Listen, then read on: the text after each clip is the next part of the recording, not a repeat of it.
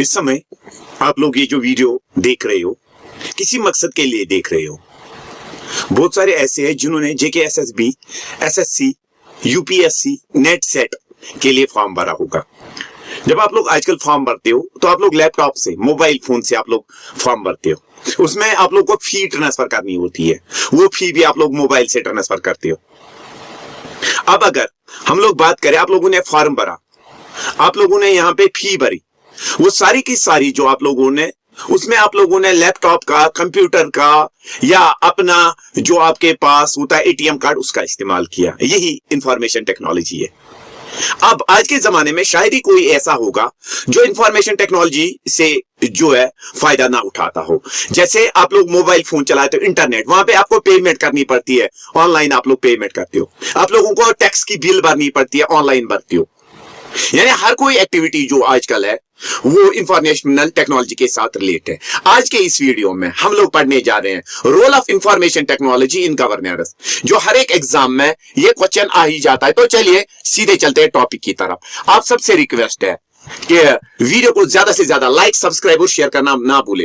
ये जो आप लोगों का ये वाला टॉपिक है, ये आप लोगों के कंप्यूटर में जिसके 10 मार्क्स आपके जेके एसएसबी के एग्जाम में होते हैं, उसका ही एक टॉपिक है। सबसे पहले अगर हम लोग देखें इंफॉर्मेशन टेक्नोलॉजी किसको कहते हैं, जब कभी भी आप लोग कोई फिजिकल डिवाइस, यानी अगर यहां पे हम लोग ले लेते हैं हार्डवेयर, हार्डवेयर में आप लोग अपना लैपटॉप ले ले, आप लोग अपना मोबाइल फोन ले ले या कोई और गैजेट, या उसके अंदर जो सॉफ्टवेयर होते हैं जिनको आप लोग इस्तेमाल करते हो कोई सर्विस लोगों को देने के लिए। For example let us take, अगर हम लोग देखें आपको फॉर्म भरना है, तो फॉर्म जो भरना है एक लोगों के लिए एक सर्विस से फायदा है।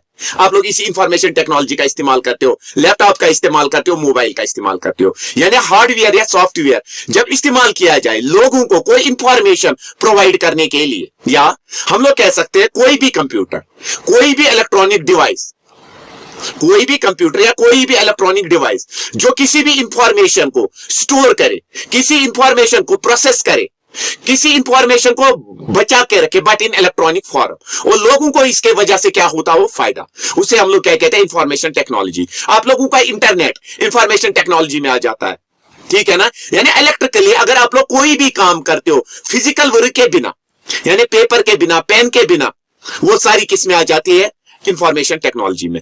उसके बाद गवर्नेंस, गवर्नेंस हम लोग कहते हैं एक स्टेट को, एक कंट्री को गवर्न करना, या किसी ऑर्गेनाइजेशन को, चाहे स्कूल हो, चाहे कॉलेज हो, चाहे कोई एनजीओ, उसको गवर्न करना, उसको कैसे चलाना है, उसको हम लोग कहते हैं what we call it as governance. अब अगर हम लोग देखें, हमारे पास एक टर्म एक है, टर्म एक हम लोग कहते हैं ई गवर्नेंस। आप देखिएगा ई गवर्नेंस किसको हम लोग कहते हैं, जब हम लोग इंफॉर्मेशन टेक्नोलॉजी का इस्तेमाल करें किसी भी ऑर्गेनाइजेशन को, किसी भी कंट्री को चलाने के लिए, उसे आप लोग क्या कहते हो ई गवर्नेंस। ई गवर्नेंस कोई नई गवर्नमेंट नहीं होती है, यानी इंफॉर्मेशन टेक्नोलॉजी का, इंटरनेट का, लैपटॉप का, मोबाइल का आप लोग इस्तेमाल करोगे किसी कंट्री को चलाने के लिए ताकि लोगों तक उसके बारे में इंफॉर्मेशन पहुंचे, उसे हम लोग क्या कहते हैं ई गवर्नेंस। अब हम लोग यहां पे बात करें इंडिया में ई गवर्नेंस की शुरुआत कैसे हुई, तो चलते हैं टॉपिक की तरफ। 1970 में एक बात मैं यहां पे कहना चाहूं, कांग्रेस गवर्नमेंट ने सबसे अच्छा काम इस आईसीटी में, यानी इंफॉर्मेशन एंड कम्युनिकेशन टेक्नोलॉजी में, ई गवर्नेंस में सबसे ज्यादा रोल कांग्रेस ने प्ले किया है। सबसे पहले 1970 में अगर हम लोग बात करें, 1970 में बनाया गया डीओई, डिपार्टमेंट ऑफ इलेक्ट्रॉनिक्स। ये पहली दफा 1970 में बनाया गया। उसके बाद 1975 में बनाए गए एनआईसीज, नेशनल इंफॉर्मेटिक्स सेंटर। ये पहला काम था टुवर्ड्स ई गवर्नेंस। ये कब बनाया गया 1977 में नेशनल लेवल पे। 1980 में अगर हम लोग देखें, हमारी कंट्री के अंदर जितने भी बड़े बड़े ऑफिस थे वहां पे कंप्यूटर्स का इस्तेमाल होने लगा, लेकिन उसमें सिर्फ वर्ड प्रोग्राम्स इस्तेमाल हुए। वर्ड्स के अंदर लिखना, कोई डॉक्यूमेंट, कोई लेटर बनाना, इसके लिए इस्तेमाल होता था। फिर अगर हम लोग बात करें 1987 में सबसे पहले इंडिया में national satellite based network form किया गया, NICNET। डिस्ट्रिक्ट इंफॉर्मेशन सेंटर्स बनाए गए ताकि जितनी भी डिस्ट्रिक्ट की इंफॉर्मेशन है उसको कलेक्ट किया जाए इलेक्ट्रॉनिक फॉर्म में। यह कब किया गया 1987 में। और इसी साल अगर हम लोग देखें, डिसनेट पहली एक वेबसाइट ऐसी है जो 1987 में बनाई गई, जिसके जरिए बहुत से गवर्नमेंट ऑफिस थे या बहुत से ग्रुप्स ऐसे थे जो गवर्न करते थे अपने कंट्रीज को, अपनी एजेंसीज को। उसके बाद 18 मई 2006 इंडिया की अगर हम लोग बात करें, नेशनल ई गवर्नेंस प्लान बनाया गया, जिसके तहत जो आजकल आप लोग हर जगह कॉमन सर्विस सेंटर्स देखते हो, सीएससीएस, जहां पे आप लोग कोई भी स्कीम का फॉर्म भरते हो, कोई भी ऑनलाइन ट्रांजेक्शन जो है वो कर सकते हो। और इसके बाद आईटी एक्ट 2008 में इंडिया में लागू किया गया ताकि इस इंफॉर्मेशन टेक्नोलॉजी का गलत इस्तेमाल ना हो। उसके बाद थोड़ा आगे चलते हैं। अब देखिएगा यहां पे ये जो ई गवर्नेंस है हमारी, इसका रोल क्या है।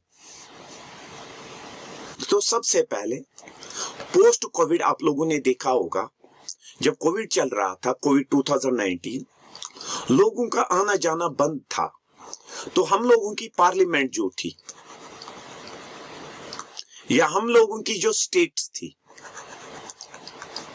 वो भी घरों में बंद रही। तो इस वक्त अब इस ई गवर्नेंस ने या इस इंफॉर्मेशन टेक्नोलॉजी ने रोल प्ले किया, यानी घर बैठ के पार्लियामेंट की मीटिंग्स हो सकती थी, घर बैठ के स्टेट की जो लेजिस्लेशन है उसकी मीटिंग हो सकती थी।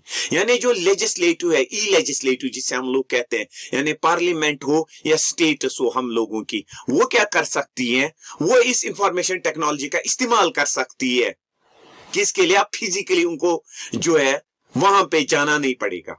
यानी घर में ही अगर कोई ऐसी कंडीशन दोबारा आ गई तो हम इंफॉर्मेशन टेक्नोलॉजी का रोल प्ले कर सकते हैं इन पार्लियामेंट्स के अंदर या इन स्टेट्स के अंदर। उसके बाद हमारे पास पार्लियामेंट मेंबर्स होते हैं या मिनिस्टर्स होते हैं, उनकी कमिटीज होती है। अब ये जो पार्लियामेंट मेंबर होता है या जो असेंबली मेंबर होता है अपने ऑफिसर्स के साथ डायरेक्टली नहीं हर दिन मिल सकता। अब ये क्या करते हैं, ये इसी इंफॉर्मेशन टेक्नोलॉजी का इस्तेमाल करते हैं, जूम पे मीटिंग्स करते हैं, गूगल मीटिंग्स करते हैं, ताकि जल्द से जल्द हर किसी ऑफिसर से इंफॉर्मेशन हासिल कर सके, उन तक अपनी बात पहुंचा सके। ये है पार्लियामेंट्री कमेटीज में। उसके बाद है वर्चुअल जुडिशरी। देखो कभी कभार क्या होता है, एक मुलजिम को अदालत में पेश करने में सिक्योरिटी प्रॉब्लम्स होती है। आप लोगों ने देखा होगा रिसेंटली बहुत सारे ऐसे केसेस हुए जहां पे जो मुलजिम होता है वो जब जज के सामने ऑनलाइन जो है वो क्या हो जाता है, वो ऑनलाइन पेश हो जाता है, जिसकी वजह से जज का भी टाइम और कोर्ट के अंदर जितना भी जो केसेस सालों से पड़े हुए हैं वो जल्द से जल्द सॉल्व हो सकते हैं। यानी वर्चुअल जुडिशरी, यानी जहां पे डायरेक्टली जज और जो मुलजिम होता है वो फेस टू फेस नहीं होते, वर्चुअली एक दूसरे के साथ अलोंग विद देयर लॉयर्स इस्तेमाल कर सकते हैं। नेक्स्ट यानी वर्चुअल जुडिशरी में ये रोल प्ले कर सकते हैं। उसके बाद अगर हम लोग देखें गुड गवर्नेंस, देखिएगा आजकल अगर हम लोग देखें, हमें किसी स्कीम से फायदा उठाना है, हम लोग ऑनलाइन वो स्कीम के लिए अप्लाई करते हैं। पहले क्या होता था, रिश्वत देनी पड़ती थी, लेकिन इस ई गवर्नेंस से अगर हम लोग देखें, इसकी वजह से करप्शन जो है किसी भी हद तक कम हुआ है। आजकल आप लोग देखो स्कॉलरशिप के लिए फॉर्म भरते हो, आप लोग ऑनलाइन फॉर्म भरते हो, कोई बीच का आदमी नहीं है जो आपको कहेगा कि मैं आपको स्कॉलरशिप दे दूंगा। आप लोगों को डायरेक्ट बैंक ट्रांसफर होता है कोई भी पैसा, वो भी इसी आईसीटी की वजह से। Next one sustainable goals. अब ये सस्टेनेबल गोल्स किसको हम लोग कहते हैं, हमेशा हम लोग चाहते हैं कि हमारा एनवायरनमेंट जो है वो पोल्यूशन फ्री हो जाए। गवर्नमेंट भी हमेशा यही कोशिश करती है हमारे माहौल को नुकसान ना पहुंचे। जैसे आजकल ई एग्जाम्स होते हैं, आप लोगों को एग्जाम देना है तो आप लोग कंप्यूटर पे जाते हो एग्जाम देने के लिए, ऑनलाइन एग्जाम्स आप लोग देखते हो, जिसकी वजह से हमारे पेपर्स का इस्तेमाल कम होता है। जब पेपर्स का इस्तेमाल कम हुआ तो जंगल हम लोगों के बचे, ठीक है ना। इसी तरह ई बिलिंग, हम लोग कोई भी पैसा जो है फिजिकल कैश नहीं आप देते, ऑनलाइन कैश करते हैं, ऑनलाइन जो है सारा ट्रांसफर कर लेते हैं, जिसकी वजह से हम लोग का पेपर बच गया। जब पेपर बच गया हमें ज्यादा जो पेड़ है वो काटने नहीं पड़ेंगे। यानी ये तो रोल था सस्टेनेबल गोल्स का यहाँ पे। उसके बाद ई गवर्नेंस के अगर हम लोग प्रोग्राम्स देखें इंडिया के अंदर, जैसे इंडिया के अंदर किसान कॉल सेंटर्स बनाए गए हैं। जो हमारे फार्मर्स हैं उनको अगर किसी भी फसल के बारे में जानना है, उनको अगर उनके फसल के अंदर बीमारी हुई है उसके बारे में इलाज ढूंढना है, उनको जानवरों का इलाज ढूंढना है, वो किसान कॉल सेंटर्स में कॉल करके इससे फायदा उठा सकते हैं। ये भी है ना यहाँ पे, यानी यहाँ पे फायदा एक मिला किसको, एक आम नागरिक को, जब वो अब फिजिकली पेश नहीं होना पड़ता, कॉल सेंटर्स के जरिए वो इस्तेमाल कर सकता है। इसी तरह भूमि प्रोजेक्ट जो है, जो कर्नाटका में स्टार्ट किया गया था, ताकि वहां के जितने भी लैंड रिकॉर्ड्स हैं उनको डिजिटलाइज किया जाए, ताकि हर कोई इंसान अपने लैंड के बारे में घर के अंदर ही जो है जान सके। इसी तरह फ्रेंड्स प्रोजेक्ट 2000 में स्टार्ट किया गया। अब ये जो 2000 में ये प्रोजेक्ट स्टार्ट किया गया, it means fast reliable instant disbursement services for payment. यानी ये वो प्रोजेक्ट ऐसा स्टार्ट किया गया इंडियन गवर्नमेंट ने, जहां पे आसानी से किसी भी इंसान तक उसके पैसे ऑनलाइन पहुंचे। जैसे आजकल आप लोग स्कॉलरशिप का फॉर्म भरते हो, आपको डीबीटी डायरेक्ट होता है, डायरेक्ट बैंक ट्रांसफर, वो इसी फ्रेंड्स प्रोजेक्ट में आता है। इसी तरह ज्ञान दूत प्रोजेक्ट जो मध्य प्रदेश में स्टार्ट किया गया 2000 में, जहां पे लोगों को डायरेक्टली गवर्नेंस से फायदा उठाया जाए। यानी जितनी भी स्कीम्स है रूरल एरिया तक पहुंचाने के लिए डायरेक्टली किनका इस इंफॉर्मेशन टेक्नोलॉजी का इस्तेमाल किया गया। ये तो मैंने कुछ प्रोग्राम्स के यहाँ पे नाम बताए। इसी तरह अब सर्विसेज की बात करते हैं। जैसे इंडिया में डिजिटल इंडिया इनिशिएटिव लिया गया, 2014 में इसको स्टार्ट किया गया, जहां पे आप लोग कोई भी लोगों को कहा गया कि ज्यादा से ज्यादा कोशिश करें वो ऑनलाइन पेमेंट करें। जैसे आप लोग गूगल पे देखते होंगे, एम पे देखते होंगे, हर किसी या फोन पे देखते होंगे या भारत पे देखते होंगे, ये सारा कुछ जो आ जाता है इसी ई गवर्नेंस के तहत आ जाता है। आजकल आपके जितने भी डॉक्यूमेंट्स है, आपकी सर्टिफिकेट्स है, आपकी लाइसेंस है, वो आपकी डिजी लॉकर में सेव होती है। यानी अब फिजिकली आपको लेने की जरूरत नहीं होती है, आपके डिजिटल लॉकर में, डिजी लॉकर में वो प्रेश होती है, प्रेजेंट होते हैं। इसके लिए आप लोग अकाउंट खोलते हो। इसी तरह नेशनल स्कॉलरशिप पोर्टल, चाहे वो मैट्रिक हो, पोस्ट मैट्रिक हो, प्री मैट्रिक हो, किसी भी स्कॉलरशिप को करने के लिए क्या आप लोग ऑनलाइन आप अप्लाई करते हो, ये डिजिटल इंडिया इनिशिएटिव प्रोग्राम में आ जाता है। इसी तरह स्मार्ट सिटीज, अब ये स्मार्ट सिटीज होती क्या है, जहां पे इंफॉर्मेशन और कम्युनिकेशन टेक्नोलॉजी का इस्तेमाल किया जाए। इसको लॉन्च किया गया 2015 में, जहां पे हम लोग डिजिटल टेक्नोलॉजी का इस्तेमाल करते हैं। आजकल अगर आप लोग देखोगे, आप लोग जो स्मार्ट सिटीज है वहां पे गाड़ी में चढ़ते हो तो आप लोग डिजिटली वहां पे पे कर सकते हो। साइकिल अगर आप लोगों को चलानी है, डिजिटली आप लोग फोन से पे करके आप लोग उनको अप्लाई करते हो। आप लोग हॉस्पिटल्स के अंदर जाते हो, हॉस्पिटल्स के अंदर आप लोग को डिजिटली अपना नाम जो है दायर करना पड़ता है। ये जो है स्मार्ट सिटीज भी वजूद में आई। कब आई ये स्मार्ट सिटीज वजूद में? जब हम लोगों ने इंफॉर्मेशन एंड कम्युनिकेशन टेक्नोलॉजी का इस्तेमाल करना स्टार्ट किया। इसी तरह इंटरनेट ऑफ थिंग्स, जिसे आप लोग IoT कहते हो, देखिएगा ये IoT क्या हुआ। हम लोग ये कहते हैं ये वो फिजिकल डिवाइसेस है, यहाँ पे हम लोग इंटरनेट ऑफ थिंग्स कहते थे, जहां पे आप लोग सॉफ्टवेयर, हार्डवेयर या टेलीकम्युनिकेशन को इस्तेमाल करोगे ताकि आप लोगों को हर कोई फैसिलिटी जो है वो घर में मैसर हो। ये भी हम लोगों का जो है, ये था हम लोगों का इंफॉर्मेशन टेक्नोलॉजी से हम लोग कैसे फायदा उठा सकते हैं।